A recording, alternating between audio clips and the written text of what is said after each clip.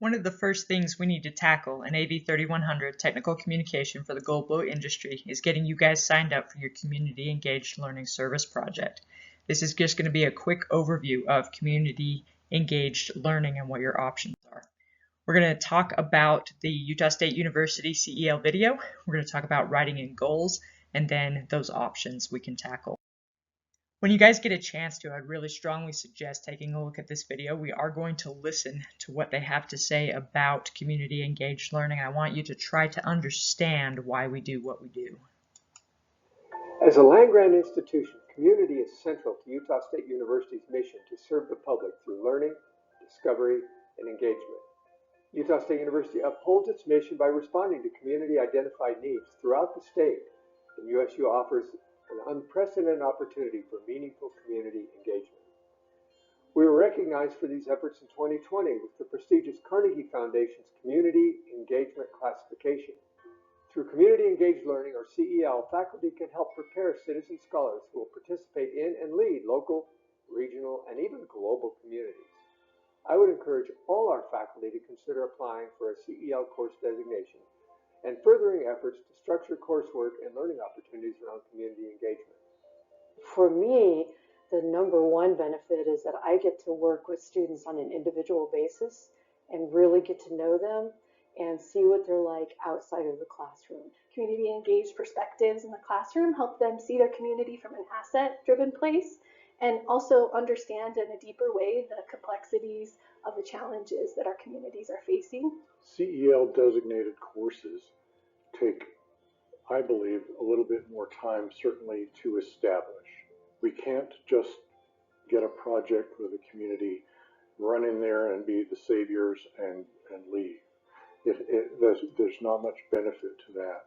The value comes when we are repeatedly interacting with our community partners and working together to solve some issues and problems. Can they learn what I'm teaching in the class and then apply it in a real life situation? Do they have people skills? Are they able to problem solve on the spot? So the things that I'm learning about the students are also benefits for them because they're not just memorizing something and then regurgitating it back on a test. They actually have to use it in a real life situation. So it's mutually beneficial. My students were connecting to the material better. I found myself more passionate about what it was that I was teaching. And both of us were seeing that connection to the community and the greater impact beyond the classroom. Community engaged learning is important and valuable to me as a faculty member here at Utah State because it's what we should be doing.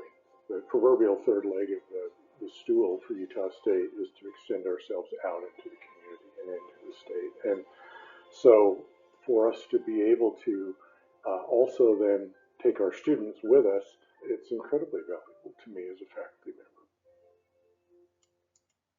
So a lot of those, as any of those of you who know me, you know that those are my goals as a faculty member, to get you guys out into the community, to use the skills that I'm teaching you in a real world situation and in that project-based learning.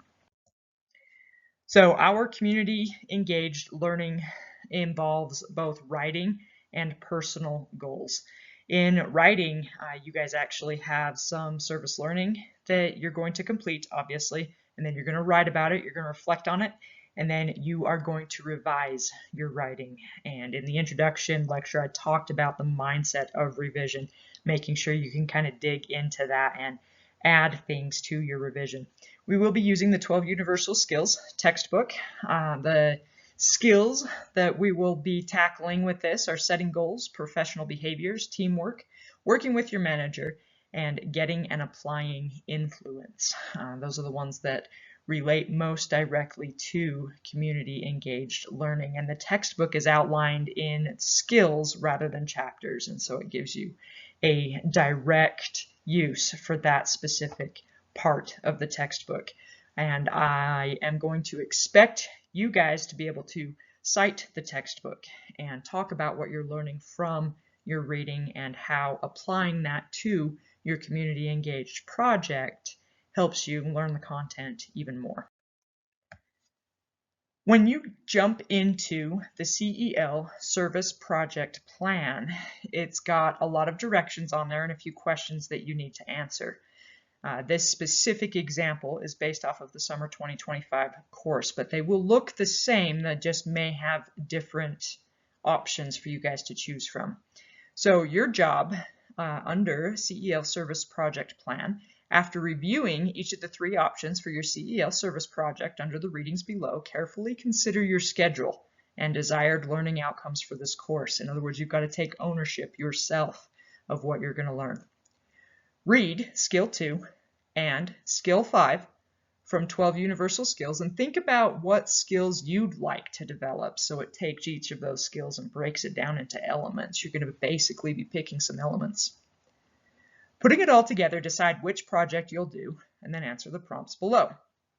So that's kind of the general overview of steps you've got to take. The objectives are to utilize your reading, consider your goals, and decide on and commit to a project. Under your readings, you've got this lecture. You've got Skill 2, setting goals. Skill 5, professional behaviors. When you dig into those, think about what you actually want to practice, what you actually want to learn how to do from that. And then under 4, 5, 6, and 7, you've got community engaged learning, which takes you back to the Module 1 page that summarizes community engaged learning, talks about its purposes. Then you have your options. These specific examples are CEL CAP, which stands for Civil Air Patrol, CEL 4-H Drone Camp, and CEL Discovery Curriculum, 4-H Discovery Curriculum. Those were the options for summer 2025. You guys may have different options by the time you get to this video. Your job is to take a look at each of those pages and consider your options. Then for this actual assignment, everybody has to answer prompt 4, then choose one other one to answer. One of the things I do in classes is most of these assignments are due on Fridays, and if you reply by the next Tuesday with an actual reply that can spark some conversation, you get extra credit. Anyway, number 1, which is a choice, you can write about that, but you don't have to.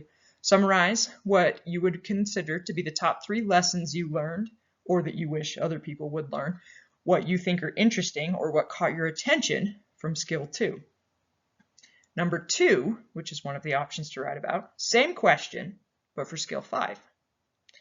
Number 3, describe a time that you have used any of the 2 concepts from Skill 2 or 5 and why that time stuck out to you. Those are your 3 options. Pick one of them. Then everybody has to answer number 4. Explain which project you'd like to complete for your CEL assignment, which option you'd do if you were doing CAP, Civil Air Patrol, or drones, 4-H camp.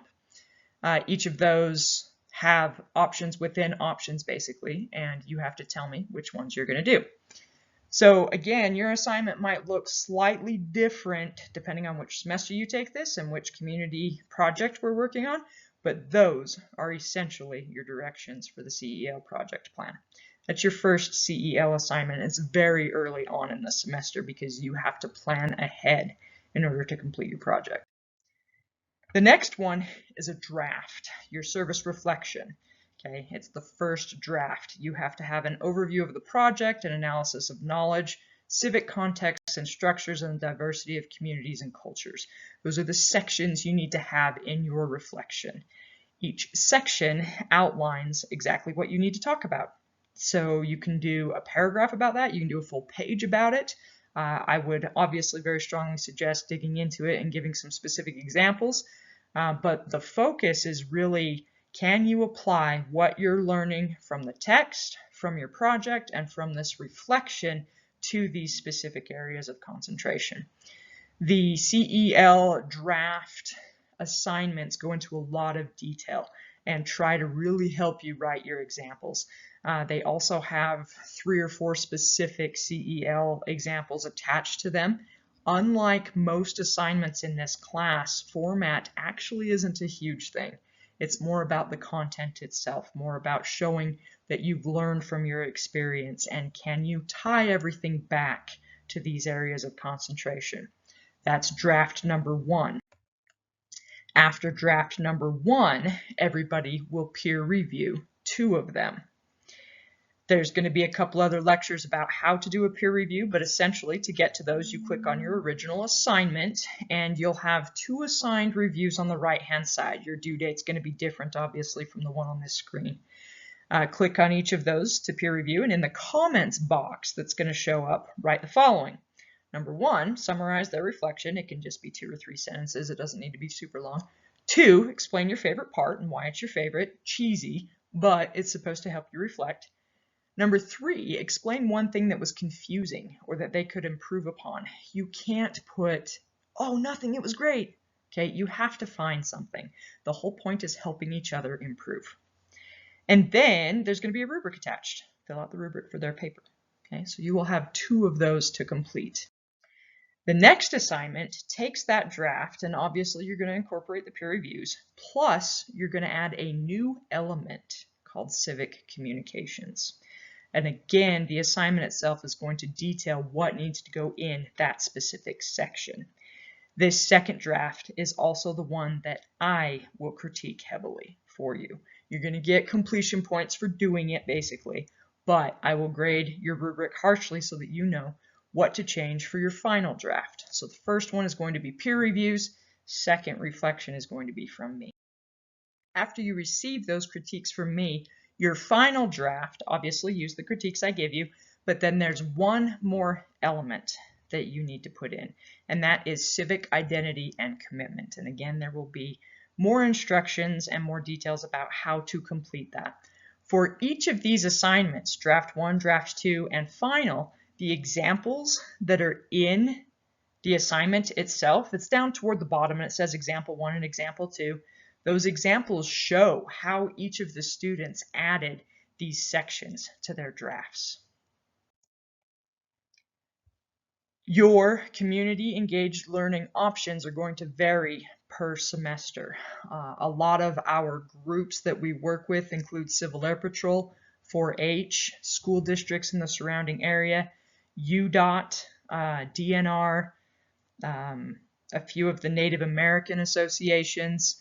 We have a variety that we are going to be working with, and which one you have as an option kind of depends on what semester you're taking it. For example, in the fall, a lot of them are going to be like that Native American Association in the different school districts.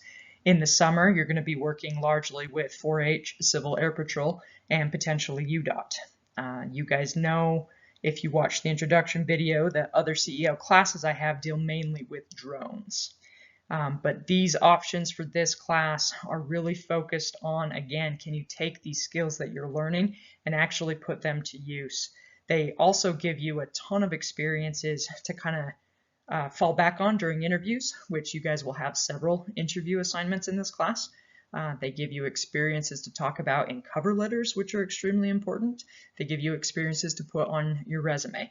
But honestly, obviously, the most important part is you contributing to the community around you.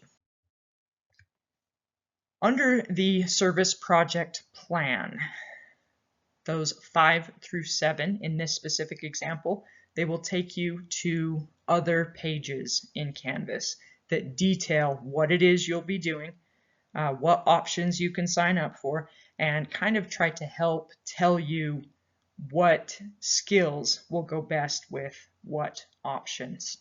And in this case, for summer 2025, we have Civil Air Patrol, 4-H Drone Camp, and 4-H Discovery Curriculum. You will be able to do things virtually. You'll have the option to do things in person, which typically involves extra credit for this class. But either way, you need to be able to dig into those and plan ahead. There will be dates on things, and you need to be able to work with other people, potentially from class, on these different projects. Okay, again, under 15 minutes. Let me know if you have any questions.